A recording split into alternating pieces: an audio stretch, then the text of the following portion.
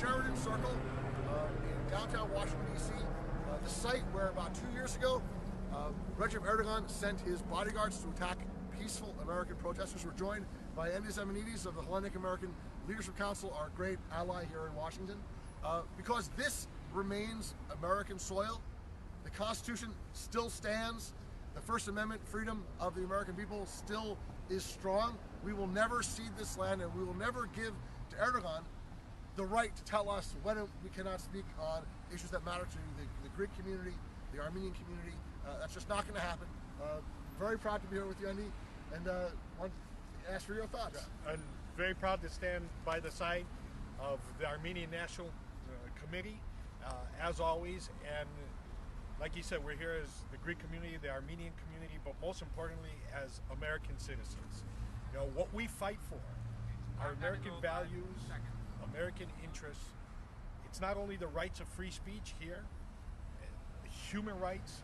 When we talk about the Armenian genocide resolution, that's justice. Justice is an American concept. We fought for it. We came here and were assaulted for fighting for these values and these rights.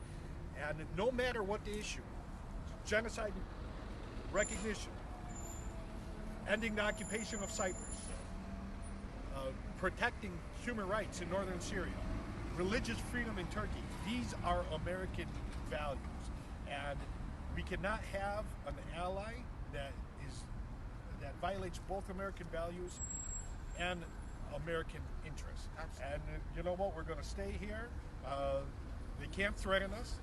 The Erdogan can, run a neo-fascist dictatorship, wannabe dictatorship in Turkey, but this is America. We came here. Armenians came as refugees. Greeks came as refugees to the land of the free, and we will fight to keep this the land of the free. Absolutely. We need policies that are authentically American policies. As much as Erdogan may wish he had a vote in the U.S. Senate, as much as President Trump may have led Erdogan to believe that he does get a vote in the U.S. Senate, he doesn't get a vote in the U.S. Senate. When the U.S. had a chance to get things right, to stand on the right side of the genocide of Armenians and Greeks and Assyrians and Chaldeans and other Christians, the vote was 405 to 11. That was an American vote, an American policy, not a Turkish policy written in Ankara, exported to America and enforced here in Washington by U.S. presidents. That era is over. We're going to see the Senate take up S-Res 150. We're going to have a strong vote on S-Res 150. Once we get an up or down vote, it'll be 90 plus senators on the side of justice, and that's the day we're working for. That's the day that we're looking ahead to. And if we want to prevent genocide anywhere in the world, the Rohingya in Syria, if we want to put meaning to never again, we have to acknowledge what happened in the first place.